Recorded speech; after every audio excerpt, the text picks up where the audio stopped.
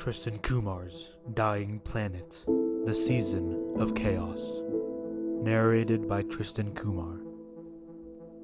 Part 22. Live Your Life. I could barely breathe. I gasped for air as I started to pull myself out of the ground. My head surfaced from the ash. I gasped for air with a scratchy throat. I pulled myself out of the ground and rolled over facing the sky. I saw buildings in my eyes with the cloudy sky behind them. I stood up and looked at myself. I was wearing dirty clothes, and finally realized my name. Sylvie. But I still had no idea of where I was. I started to walk around, wondering what had happened to the city. The city was gray and very dull with burnt-out buildings. It seemed like everybody left this place a long time ago.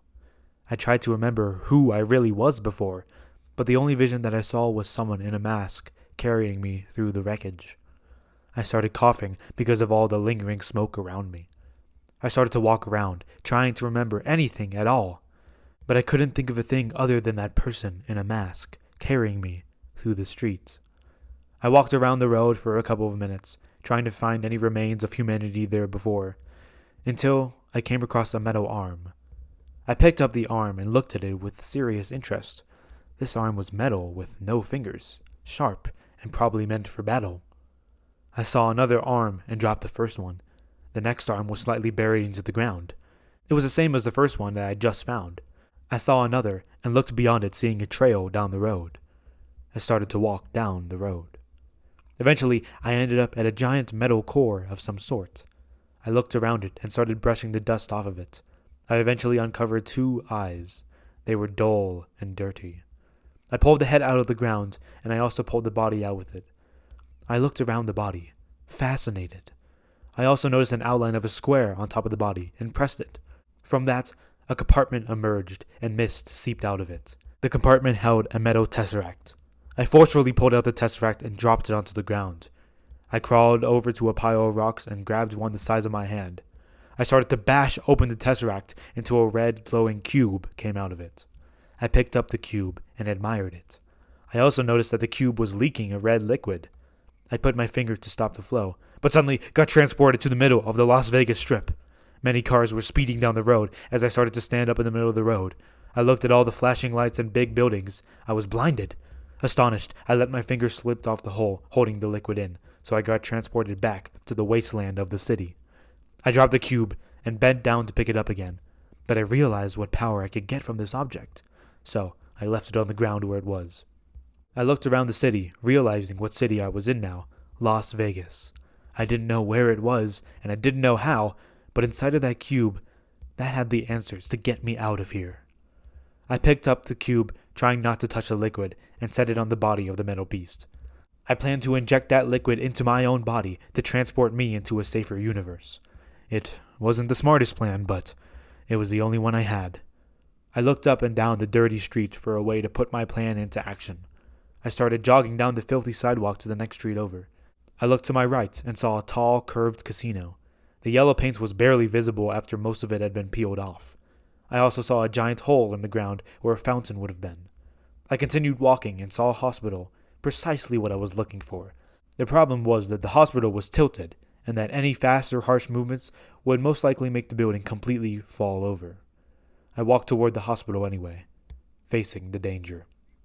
When I arrived at the base of the hospital, I found vines creeping up the tilted tower. I walked toward the front entrance, finding that nature from outside was growing through the floor with plants and vines on the wall of the lobby. I walked to the stairs, not trying the elevator, of course, but as I made my way over to the staircase, I saw claw marks on the wall.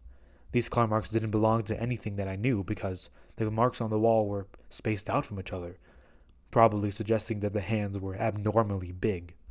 I continued to a door with the word stairs above it, and I opened the door. Luckily, the stairs were still intact, but it was still a long way up, which meant that it would also be a long way down. I contemplated whether to climb it or not, but I finally set my foot on the first stair and started my journey up. I planned to start on the topmost floor and search from top to bottom for syringes to inject the fluid into. After about an hour of climbing, I finally made it to the top floor. I carefully opened the door and looked around. The ground was covered with dirt and paper and ash. I continued to look around the floor that I was on, but I couldn't find anything. Before leaving, I decided to get a closer look at the items that I saw. I put a foot on the door in front of me. Luckily, there was no cracking or breaking from any of the other floors below me, so I continued forward. I slowly started walking across the tilted floor, but I stopped when I heard a creak. I continued to remain very careful. I looked around on the ground for syringes and finally found some. Most of them were broken, but I found 3 that were intact, so I picked them up. I started to walk back up the floor to the doorway to the stairs, but right before I entered the stairwell, I found a red blotch on the wall. I looked at it for a minute, thinking that it was blood, but from what I could tell, it was too thick to be blood. It was also very, very fresh. Suddenly, something slithered behind me on the floor. "Who's there?" I asked, but there was no response. I continued to walk to the stairwell and finally started my journey back down. Eventually, at the bottom of the stairs, I looked up again. Then I heard a roar coming from the top of the floor where I was. "Hello? Hello? Hello?" My voice echoed through the long corridor, but nothing. Suddenly, a red beast came out of the top floor and looked down at me. I could barely see the monster, so I tried to get a closer look. The monster suddenly dived down the gap between the stairs, destroying them as they went. I figured out what this was and started to run out of the building. The lobby roof started to collapse over my head as I ran out. I dived out of the broken window onto the cold street as the building started to fall, dust entering my lungs. The building suddenly stopped collapsing, and everything went silent. But then the beast pounced out of the wreckage, and the building started to fall towards me once more. I stood up, getting ready to run, but before I did, I looked at the beast. The beast had a red, gooey body with black, slimy details, but this monster also had a white strip across where its eyes would be. I had never seen anything like this before. The building started to fall, so I started to run. The monster started chasing after me. We both ran as the shadow of the building slowly closed in on us. Eventually, both the monster and I escaped from the clutches of the falling tower, but we got blown back by the dust. I fell back into the mysterious metal body, but the monster flew back somewhere else. I stood up and checked the syringes. Somehow, after all that chaos, they were still intact. I coughed out dirt as I ran to the cube, which was still on the body of the beast. I picked it up and set it on the ground. I quickly took one of the syringes and stuck it inside the hole where the liquid was. I started to inject the fluid into the syringe. Once full, I filled the other 2. I put the other 2 in my pocket, but left one out for me to use right now. Suddenly, I heard some rebel moving in the distance. I thought that it was the monster coming back to finish me off, so quickly I grabbed the syringe and stabbed it into my leg. I winced as I heard more rustling in the smoke. Once all of the liquid was gone from the syringe and in my veins, I held onto the other syringes in my pocket tightly. But before anything happened, I fell to the ground in pain. Through my blurry eyes, I saw a person run up to me. I could hear the person ask confusingly, "What's wrong? Who are you?" Then, the figure seemed to step back. I tried to force out the word, "Help," but I couldn't. I suddenly passed out. The figure watching me saw me disappear before their very eyes. The person started to look around, wondering where they were. They heard a roar behind them and turned around quickly. They saw a monster come out of the fog toward them. The monster came pouncing at them. They got ready to fight, but the monster stopped right before them. The eyeless monster, with its mouth barely opened, seemed to stare at the person. The person was amazed. The person also noticed a white streak across where their eyes would be, burned into them somehow. They slowly moved their hand up, but the monster stayed still, calmly breathing. They got closer and closer, and eventually, the hand was close enough to the point where they could feel the monster breathing. They slowly breathed faster and faster until they eventually put their hand on the slimy skin of the monster. The monster stayed still. They started to feel around the creature's slimy skin. The monster felt bony and hungry. The person said to the monster, "What are you?" I followed the person in the mask through the hallways, wondering what I was doing with my life at this point. "Hey, who are you?" I continued to say once I got up and started following him.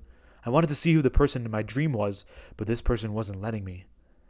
"I said that you need to follow me," they started to say. "For what reason, exactly? You haven't even told me who you are, so how could I trust—" I interrupted him, but he grabbed me by my collar and pushed me up against the wall. "Listen to me, Rai. You are in danger if you stay on the ship," the person said. "Danger?" I chuckled. "Honestly, I can handle myself," I said. "Ah, but you can't. There's word of technology spreading across the multiverse, the person said. The multiverse? I started to get concerned. No, I dealt with the multiverse 3 years ago. You don't know anything about it, I yelled at him. What did you do in the multiverse? They asked harshly. Geez, okay. I went with my friend Jamal, or, the Dark King, to eliminate a bunch of replicated planets, I said. And?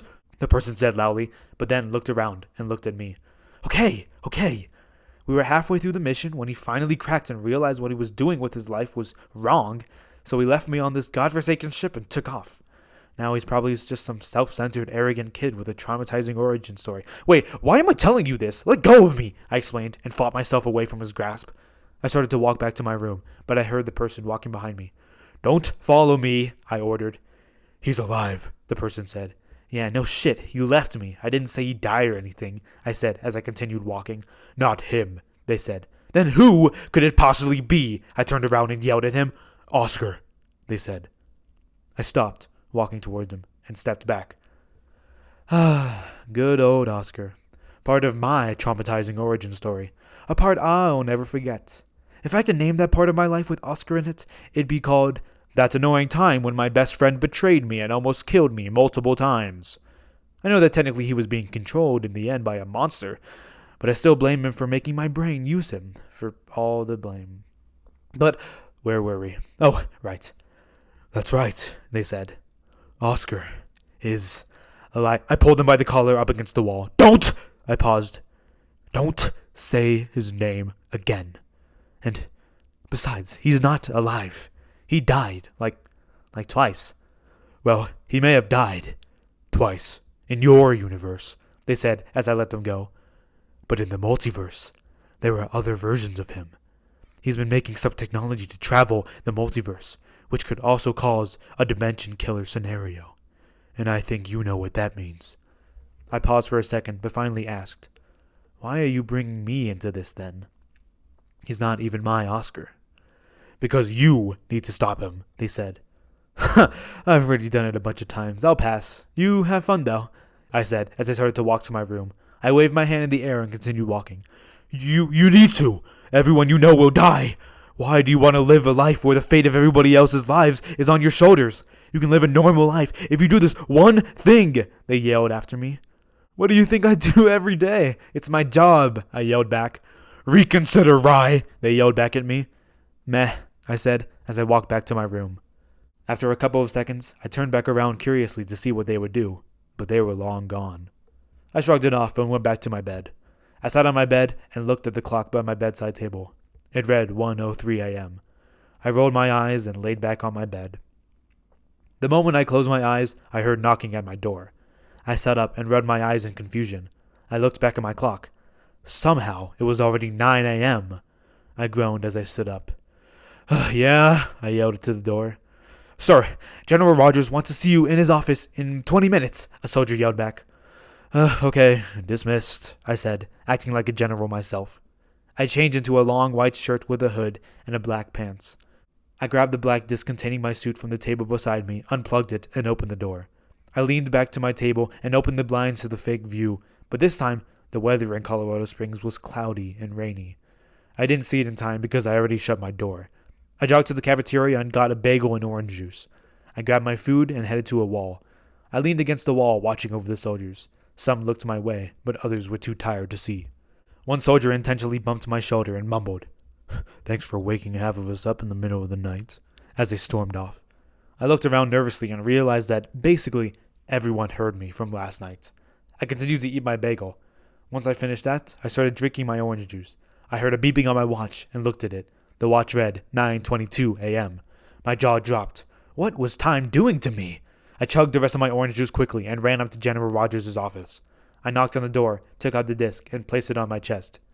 It started to form around me, but General Rogers came out and placed his hand on the disc, saying, "There's no need for that." He walked back inside his office as the suit slowly started to consolidate back into the disc. I stuffed the disc in my pocket, confused, and quickly stepped inside his office. "Close the door, Rye," he said to me. I closed it and sat down in front of the desk. "So," I sat on the chair, clueless. "What's up?" "We have some complaints from some soldiers," he said. "Listen, if it was about last night, That wasn't me. It was probably Marcus or something, I started, but he stopped me. It's not about that, no, but that was a bad excuse anyway. He smirked, and I slyly smiled at him. No, I brought you here because I have a request from you. What? I asked. Well, you've been doing this for a while now, right? Fighting some bad guys, destroying a copied universe now and then, going into training simulations, etc., etc., he said. I know, I'm pretty good at it, I laughed. He nodded slowly and looked at me, but continued. Yes, but if you think about it, it's been 3 years. I slowly nodded. Yeah, I know, time flies. While you've been away fighting, we all moved on. I got promoted, we got recruits, and we grew up, right? He said. I know where this is going. So, I was thinking last night that you haven't had that time to enjoy your life as a child. So, I thought that... He stopped. What? I asked, even though I knew that he was going to ask me to take a break today. Well, he cleared his throat. I'm here to tell you that I'm letting you go, he said. My jaw dropped. What? I stood up as a chair fell behind me.